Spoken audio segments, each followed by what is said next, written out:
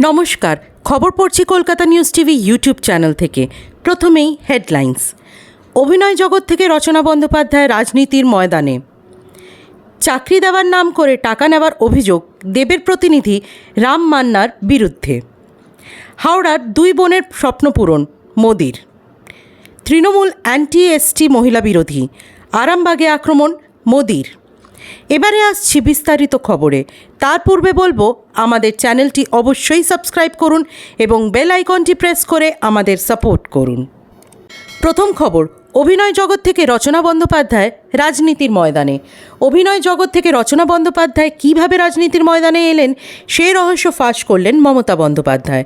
পোড় খাওয়া অভিনেত্রীকে হুগলি লোকসভা কেন্দ্রে জয়ী করার আহ্বানও জানান মমতা। শনিবার আদি সপ্তগ্রামে তৃণমূলের নির্বাচনী সভায় তিনি বলেন, রচনা দিদি নাম্বার 1 করে এত পপুলার, ও তো ভোটে দাঁড়াতেই চাইছিল না।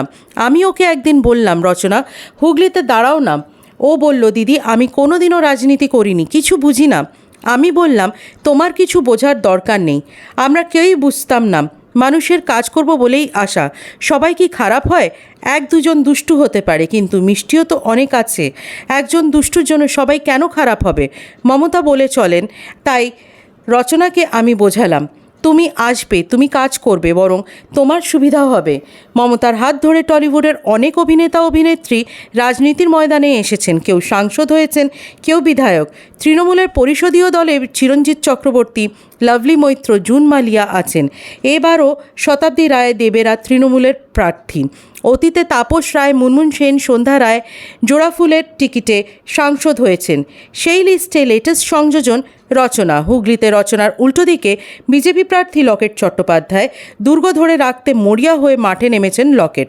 মমতাও চাইছেন হুগলি লোকসভা পুনরুদ্ধার করতে।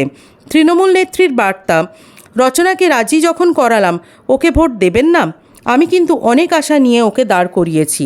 আমি শুনেছি সপ্তগ্রামে বিজেপি সিপিএম একটু বাড়াবাড়ি লাফালাফি করেছে, সেই কারণে নিজে এসে আবেদন করে বলছি রচনাকে ভোট দিতে। রচনা জিতে রচনা তৈরি করবে। আরেকটি গুরুত্বপূর্ণ খবর হলো, চাকরি দেওয়ার নাম করে টাকা নেওয়ার অভিযোগ দেবের প্রতিনিধি রাম মান্নার বিরুদ্ধে। আশাকর্মী পদে চাকরি দেওয়ার নাম করে টাকা নেওয়ার অভিযোগ ঘাটালের সাংসদের প্রতিনিধি রামপদ মান্নার বিরুদ্ধে। ইমেল মারফত জেলা পুলিশের কাছে অভিযোগ দায়ের করল এক ব্যক্তি। অন্যদিকে অভিযোগকারীকে চেনেন না, স্পষ্ট জানিয়েছেন রামপদ মান্না। দেব বরাবর স্পষ্ট কথা বলে এসেছেন, আপদে বিপদে মানুষের পাশে থাকাটাই লক্ষ্য। এই মন্তব্য বারংবার করেছেন তারকা সাংসদ। রামপদ মান্নার বিরুদ্ধে ওঠা অভিযোগ প্রসঙ্গে তার সাফ মন্তব্য, দোষ করলে শাস্তি হবে। যদিও কটাক্ষের সুর হিরণের গলায়। মেয়ের আশাকর্মীর চাকরি হবে, ইন্টারভিউয়ের ডাক এসেছে, পরীক্ষাতেও বসেছে মেয়ে। আর এই চাকরির জন্যই ঘাটালের বিদায়ী সাংসদ দেবের প্রতিনিধি রামপদ মান্নাকে 1,80,000 টাকা দিয়েছেন বলে দাবি করেছেন চন্দ্রকোনার ক্ষীরপাই পুরসভার 7 নম্বর ওয়ার্ডের টেলিবাজার এলাকার বাসিন্দা গঙ্গেশ সাত্রা। চন্দ্রকোনার টাউন থানায় লিখিত অভিযোগ জানাতে গেলেও পুলিশ সেই অভিযোগ গ্রহণ করেনি বলে দাবি করেছেন তিনি। তার কথায়, এরপর ইমেল মারফত জেলা পুলিশের কাছে অভিযোগ দায়ের করেছি। অভিযোগকারীর দাবি, 2022 সালের এপ্রিল মাসে আশাকর্মীর চাকরির জন্য আনুমানিক 1,80,000 টাকা এজেন্ট মারফত রামপদ মান্না নেয় তার কাছ থেকে। তবে টাকা নিলেও চাকরি হয়নি চাকরি প্রার্থীর। অবশেষে শুক্রবার চন্দ্রকোনা টাউন থানায় লিখিত অভিযোগ দায়ের করতে যায় প্রতারিতর পরিবার। তবে পুলিশ সেই অভিযোগ গ্রহণ না করায় ইমেল মারফত জেলা পুলিশের কাছে অভিযোগ জানান ওই ব্যক্তি। এই গোটা ঘটনা নিয়ে শাসক দল তৃণমূল ও বিদায়ী সাংসদ দেবকে বিঁধতে ছাড়েনি ঘাটালের বিজেপি প্রার্থী হিরণ চট্টোপাধ্যায়। যদিও রামপদ মান্নার দাবি, অভিযোগকারীকে তিনি চেনেন না, তার নামও জানা নেই বলে স্পষ্ট মন্তব্য তার।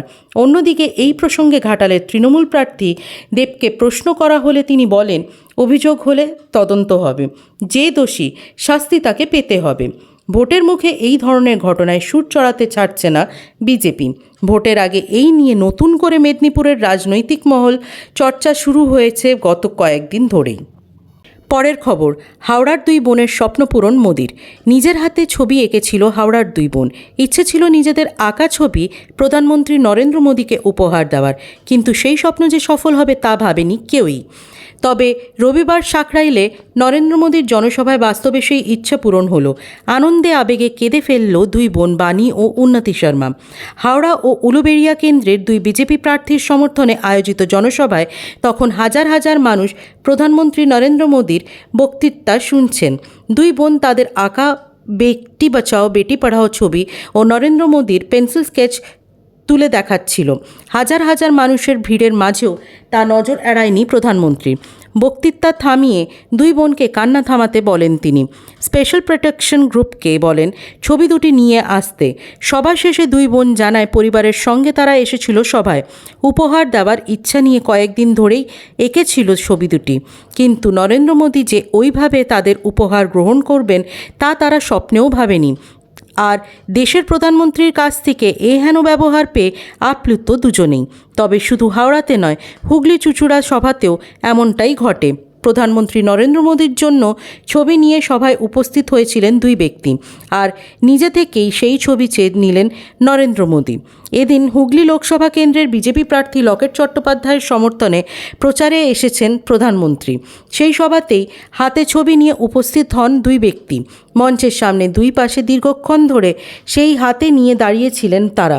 বিষয়টি নজরে আসতেই মোদী এসপিজিকে নির্দেশ দেন ওই ছবিগুলি তার কাছে পৌঁছে দিতে। এমনকি ওই দুই ব্যক্তিকে ছবির পেছনে তাদের নাম এবং ঠিকানাও লিখে দিতে বলেন তিনি। পরে তাদের চিঠি লেখার চেষ্টা করবেন বলেও সভামঞ্চ থেকেই জানান প্রধানমন্ত্রী। প্রধানমন্ত্রী বলেন, দুই কোণে দুজন ছবি তৈরি করে নিয়ে এসেছেন। সেই কখন থেকে হাত উপরে করে দাঁড়িয়ে আছেন। আপনারা এত ভালোবাসা দিয়ে নিয়ে এসেছেন, তাও আবার আমার মায়ের ছবি তৈরি করে নিয়ে এসেছেন। পশ্চিমী দুনিয়ায় আজ মাদার্স ডে উদযাপন করে, কিন্তু আমরা ভারতীয়রা তো 365 দিন মায়ের পুজো করি, দুর্গা মায়ের পুজো করি, কালী মায়ের পুজো করি ও ভারত মায়ের পুজো করি। এরপরেই মোদী এসপিজিকে ওই ছবি দুটি নিয়ে আসার নির্দেশ দেন। কিছুক্ষণ পর আরও কয়েকজন মহিলার থেকে ছবি নেওয়ার জন্য এসপিজিকে নির্দেশ দেন তিনি। তৃণমূল অ্যান্টি এসটি মহিলা বিরোধী, আরামবাগে আক্রমণ মোদীর। তৃণমূলকে অ্যান্টি এসটি ও মহিলা বিরোধী বলে আক্রমণ করলেন প্রধানমন্ত্রী নরেন্দ্র মোদী। আরামবাগ লোকসভা কেন্দ্রের বিজেপি প্রার্থী অরূপকান্তি দিগ্রের সমর্থনে সভা করতে এসে হেন আক্রমণ শানান প্রধানমন্ত্রী। একই সঙ্গে সিএএ নিয়েও তৃণমূলকে দিলেন সরাসরি হুঁশিয়ারি। প্রধানমন্ত্রী বলেন, তৃণমূলের ব্যবহার ও কাজ বাংলার সংস্কৃতির কোনো ঝলকই দেখা যায় না। ভোট ব্যাংকে খুশি করতে এরা যে কোনো কিছু করতে পারে। তৃণমূল ঘোর অ্যান্টি এসটি, তৃণমূল ঘোর মহিলা বিরোধী। এরা নিজেদের এসসি এসটি নেতাদের সঙ্গেও খুব খারাপ আচরণ করে। বাগদি ও বাউরি সম্প্রদায়ের উদ্দেশ্যে এরা কেমন কথা বলে তাও আপনারা দেখেছেন। এসটিদের উন্নয়নকে হিংসা করে তৃণমূল সরকার, আর সেই কারণেই তারা এসটিদের এগাতেও দেয় না। এই সভা থেকে মোদির মুখে উঠে আসে সিএএ প্রসঙ্গ। মোদি সরাসরি বলেন, সরকার যখন সিএএর মতন গুরুত্বপূর্ণ আইন নিয়ে এলো, নাগরিকত্ব দেওয়ার আইন নিয়ে এলো, নাগরিকত্ব দেওয়ার গ্যারেন্টি নিয়ে এলো, তখন এরা ভয় দেখাতে শুরু করলো, বিভ্রান্তি ছড়াতে লাগলো, মিথ্যে বলতে লাগলো। এরপরেই সমস্ত শরণার্থীদের উদ্দেশ্যে মোদি বলেন, সিএএ সংবিধানের গ্যারেন্টি, এটা মোদির গ্যারেন্টি। পৃথিবীর কোনো শক্তি একে আটকাতে পারবে না। আর তৃণমূল এই ধরনের কাজ করতে থাকলে তার ফল ভালো হবে না বলেই কার্যত হুঁশিয়ারি দেন মোদি। একই সঙ্গে প্রধানমন্ত্রী বলেন, তৃণমূল যেভাবে বাংলাকে লুট করছে তা মহাপাপ। প্রসঙ্গত এদিন রাজ্যে একাধিক সভা করেন নরেন্দ্র মোদী। ব্যারাকপুরে বিজেপি প্রার্থী অর্জুন সিংহের সমর্থনে সভা করতে এসে 5টি গ্যারেন্টি দেন তিনি। মোদির সেই 5টি গ্যারেন্টি, ধর্মের ভিত্তিতে সংরক্ষণ দেওয়া হবে না, এসসি এসটি ওবিসি সংরক্ষণ কেউ বন্ধ করতে পারবে না, ভগবান রামের পুজো কেউ আটকাতে পারবে না, রাম মন্দির নিয়ে সুপ্রিম কোর্টের রায় কেউ বদলাতে পারবে না, কেউ সিএএ আটকাতে পারবে না। একই সঙ্গে ওই সভা থেকে দুর্নীতি নিয়ে তৃণমূল তথা রাজ্য সরকারকে নিশানা করেন মোদি। প্রধানমন্ত্রী সরাসরি অভিযোগ করেন, এই দুর্নীতির নেপথ্যে সরকারি মেশিনারি রয়েছে। প্রধানমন্ত্রীর আরও অভিযোগ, শিক্ষক নিয়োগ দুর্নীতিতে ওএমআর শিট নষ্ট করা হয়েছে, ভুয়ো ইন্টারভিউ নেওয়া হয়েছে ও চাকরি বিক্রি করা হয়েছে। স্থানীয় সংবাদ এখানেই শেষ হলো।